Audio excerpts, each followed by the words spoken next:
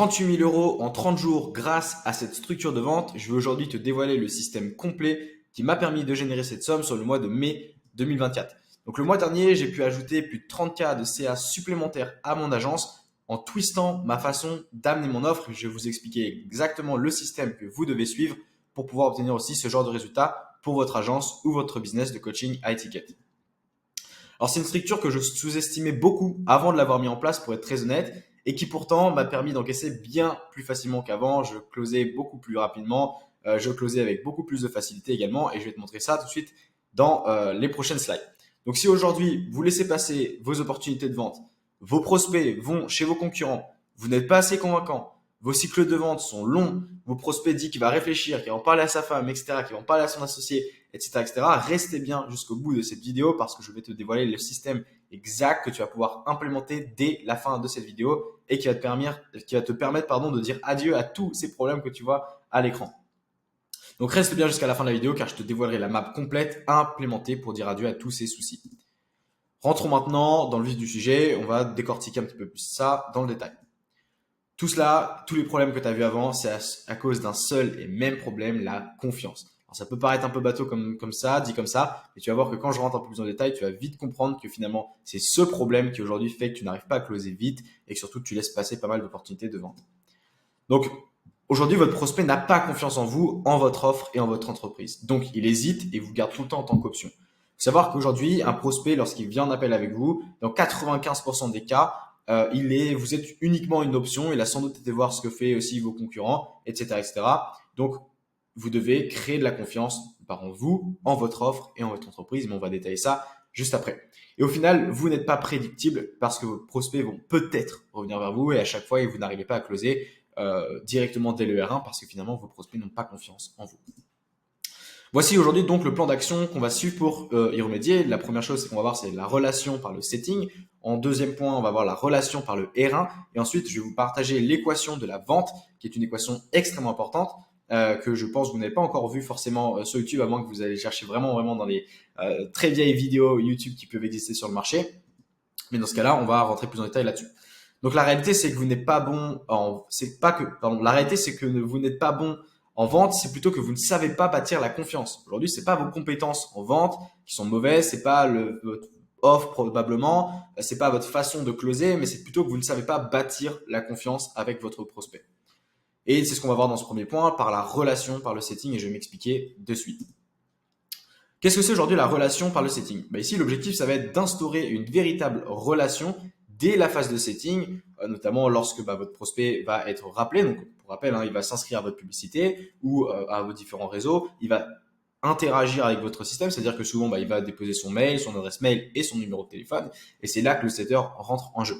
Et ici, l'objectif parle de créer une relation par le setting. Ça va être d'une part de connaître l'offre du prospect en amont, de connaître également ses objectifs et de connaître ses problématiques actuelles. Quand vous maîtrisez aujourd'hui ces trois variables qui sont de connaître l'offre du prospect, donc son offre actuelle, c'est important de le préciser, vous connaissez ses objectifs, où est-ce qu'il veut aller, et vous connaissez les freins, donc les problématiques qui l'empêchent aujourd'hui d'atteindre cet objectif-là, je peux vous assurer que vous instaurez déjà une vraie relation et le prospect aura beaucoup plus tendance à vous faire confiance, aussi bien à vous qu'à votre setter, parce que aujourd'hui, vous avez tous les éléments à votre portée pour pouvoir lui apporter la solution qui va l'amener de sa situation actuelle avec ses problématiques à son objectif ou finalement à sa situation désirée, qu'il n'a plus ces problématiques par son offre justement. Et donc c'est pour ça que vous avez toutes les informations dès le départ. Donc très important de connaître ces trois étapes au départ pour créer une véritable relation entre le prospect et le setter. Et donc évidemment vous allez récolter aussi beaucoup d'informations qui vont vous servir par la suite, notamment lors du rendez-vous R1.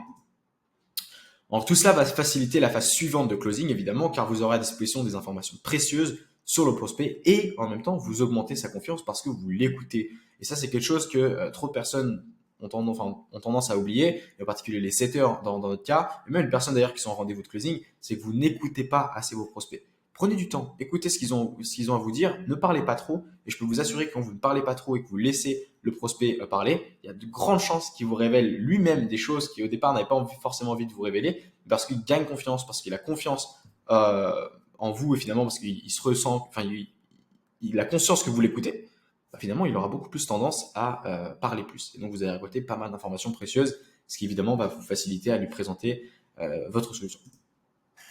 Passons maintenant dans le point numéro 2 ici, qui est la relation par le R1. Donc, on a vu maintenant comment créer de la relation par le setting. Donc, notamment, il faut connaître son offre, ses objectifs et ses problématiques. Et quand vous connaissez tout ça par l'appel des settings qui est mis en cours avant qu'ils prennent rendez-vous, dans ce cas-là, vous avez déjà beaucoup d'informations avant que vous puissiez passer par le R1 notamment.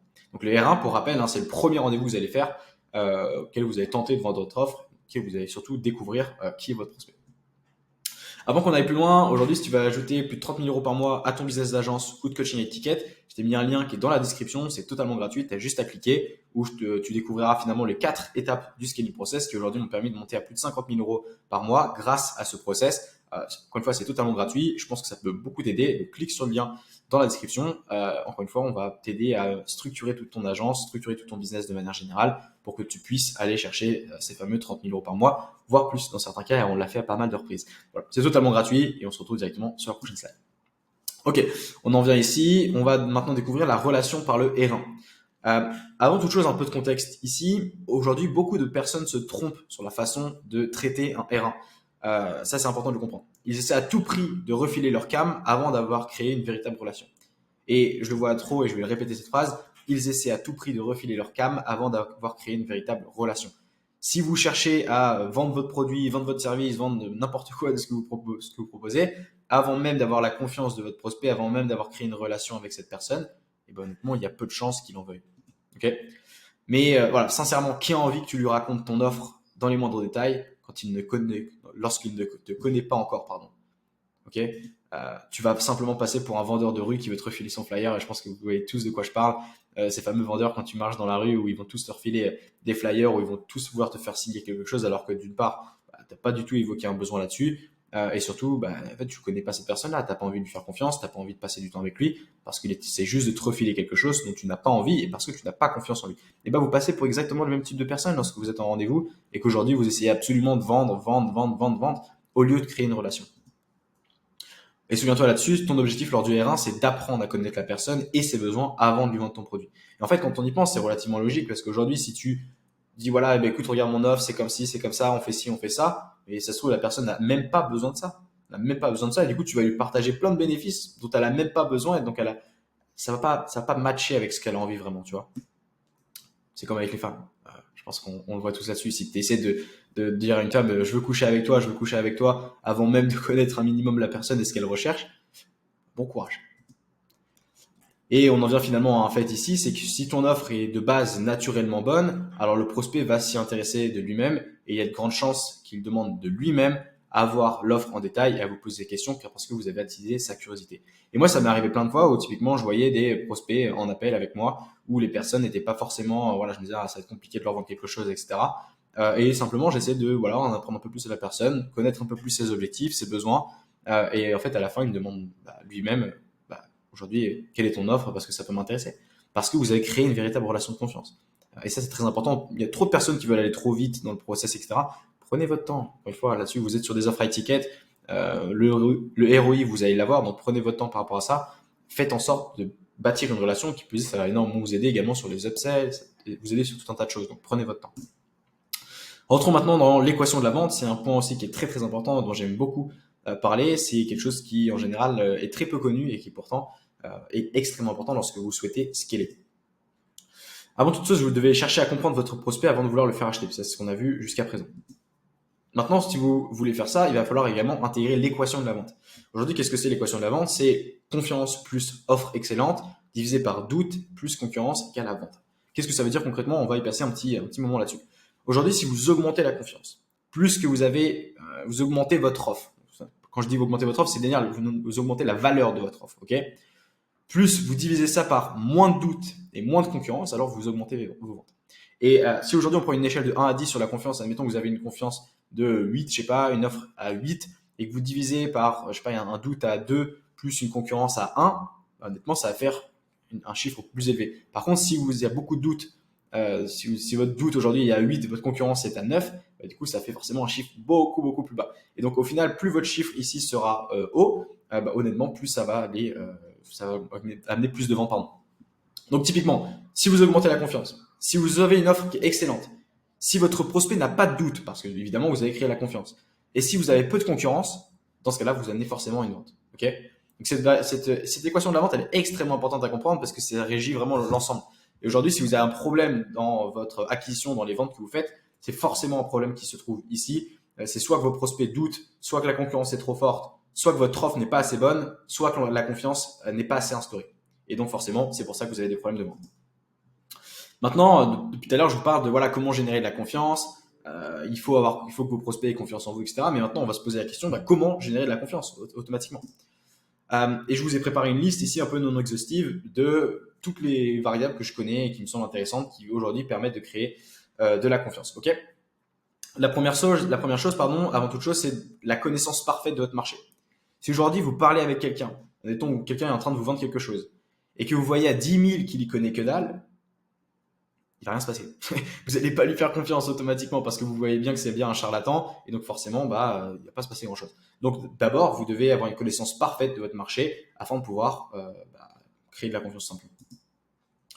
Le deuxième point, et ça me paraissait logique, c'est d'être empathique à l'égard du prospect. Aujourd'hui, vous devez faire preuve d'empathie avec votre prospect, vous devez créer de la sympathie avec lui et aussi le comprendre, ce qui donc finalement est de l'empathie. À ce niveau-là. Pourquoi? Parce que forcément, aujourd'hui, si vous vous positionnez en tant que figure d'autorité, quelqu'un qui est un peu contre lui et pas avec lui, il y a peu de chances que vous créez de la confiance. Troisième point, c'est évidemment d'être honnête et transparent. Ça me paraît assez évident et ça me paraît assez logique, mais souvent, trop de personnes ont tendance à l'oublier. Soyez honnête concernant votre offre, soyez transparent par rapport aux résultats que votre offre peut générer et croyez-moi, c'est comme ça que vous allez créer de la confiance. Également, le point numéro 4, et ça, il y a certains qui l'utilisent, certains le font mal, d'autres le font trop peu, c'est d'intégrer de la preuve sociale. Aujourd'hui, si vous êtes en mesure d'intégrer de la preuve sociale lors de vos rendez-vous, lors de vos appels de setting, lors de votre marketing de manière générale, dans ce cas-là, vous créez de la confiance et donc vous augmentez le capital sympathie et donc forcément, vous augmentez les ventes. Également, je l'ai un petit peu expliqué sur l'aspect numéro 2, c'est ne jamais se positionner de face. Aujourd'hui, si vous voulez rentrer en conflit avec votre prospect, comment voulez-vous créer de la confiance? Les gens ont confiance parce que c'est quelqu'un qui est proche de nous. Ok, ça c'est important à comprendre. La confiance se crée parce que quelqu'un est proche de nous, plus ou moins évidemment. Mais voilà, aujourd'hui, vous devez vous placer à ses côtés et non pas en face de lui. C'est très très très important. Dernier rappel là-dessus, si tu vas ajouter 30 000 € à ton business de coaching ou d'agence, etc. Encore une fois, le lien est dans la description. C'est totalement gratuit. Je t'invite vraiment à cliquer. Parce que c'est là où tu vas pouvoir découvrir, je pense, tout un tas de choses et vraiment ce qu'on met en place avec le scaling process sur la partie fondation, acquisition, conversion, scaling. On t'accompagne vraiment sur tous les aspects pour t'amener en phase de scaling et tout simplement que tu puisses aller chercher les résultats que tu t'es fixés et que tu n'as probablement toujours pas atteints parce que tu n'as pas les bonnes structures. Voilà, on se retrouve directement en appel, ça t'intéresse. Petit récap là-dessus sur l'équation de la vente, ça me paraît extrêmement important d'y revenir parce que c'est vraiment là où tu vas pouvoir avoir augmenter tes résultats quand tu comprends pleinement cette équation de la vente. Si tu augmentes la confiance, que ton offre est excellente et que tu diminues le doute et que tu diminues le facteur concurrence, tu augmentes tes ventes automatiquement. Par contre, si tes prospects n'ont pas confiance, que ton offre est mauvaise, que ton prospect a beaucoup de doutes par rapport à toi, ton entreprise ou ton offre, et que tu as beaucoup de concurrence dans ton marché parce que tu n'arrives pas à différencier, tu ne feras pas de vente, quoi qu'il arrive. Parce que forcément, tu as trop de facteurs et donc ça ramène un chiffre qui est trop bas si tu prends une échelle de 1 à 10 sur chacun des facteurs. Ok? Donc, fais même un screenshot de cette vidéo, fais même un screenshot de cette équation de la vente parce que c'est vraiment là où tu vas pouvoir comprendre aujourd'hui pourquoi sans doute tu ne fais pas cette vente. Et automatiquement, si tu ne fais pas cette vente, ça vient dans ces 4 facteurs qui se trouvent ici. Alors, on se retrouve sur la map complète, comme je vous avais promis ici, donc notamment la vente plus grâce à la relation de confiance. Et on va tout de suite se rendre sur ce lien. Je vous ai préparé une petite map qui vous détaille un petit peu tout ça plus en détail. Alors, ça va arriver juste ici. Ok, alors je pense que vous voyez bien mon écran. Alors ici, concrètement, comment ça fonctionne? Et c'est un peu un récap de ce qu'on a pu voir ici jusqu'à présent. Vendre plus grâce à la relation de confiance. C'est ce qu'on veut essayer de créer. 3 étapes importantes. La relation par le setting, c'est la première chose. La relation par le R1 est ce qui amène automatiquement à une vente. La relation par le setting, évidemment, il faut avoir une connaissance de l'offre, c'est ce qu'on a vu en priorité, une connaissance des objectifs du prospect et une connaissance de ses problématiques. Okay, si vous avez ces 3 variables, vous avez déjà créé une relation par le setting. Évidemment, tous les autres facteurs sont évidents, d'être honnête, d'être transparent, d'être empathique, d'être sympathique. Tout ça s'applique également, mais votre grosse priorité, c'est d'intégrer la connaissance de l'offre, la connaissance des objectifs et la connaissance des problématiques. Ensuite, lorsqu'on passe à l'étape d'après, finalement, pour créer de la confiance, c'est la relation par le R1, notamment lors du R1. Bah, ici, on va chercher à comprendre, de déterminer ses besoins. C'est la première chose. C'est différent de ce qu'on a pu voir juste avant. Hein. C'est différent d'avoir connaissance de ces problématiques. Parce que ça se trouve, votre prospect aujourd'hui va détailler des problématiques, des besoins qu'il a, etc. Mais en réalité, c'est peut-être pas du tout ça. Parfois, ça m'arrive typiquement d'avoir des personnes en appel qui me disent: oui, Alexis, j'ai besoin de recruter une équipe. Et la plupart du temps, en fait, ils n'ont pas besoin de recruter une équipe, ils ont juste besoin d'augmenter plus de volume. Et donc, ils pourront recruter une équipe après. Et donc, forcément, tout ce qu'ils vous disent, ce n'est pas forcément vrai. Mais du coup, les problématiques qu'ils vous évoquent, souvent, ça vous permet un peu d'y voir plus clair si vous connaissez bien, encore une fois, votre marché. Logique. Donc, déterminer les besoins réels de votre prospect, c'est très important.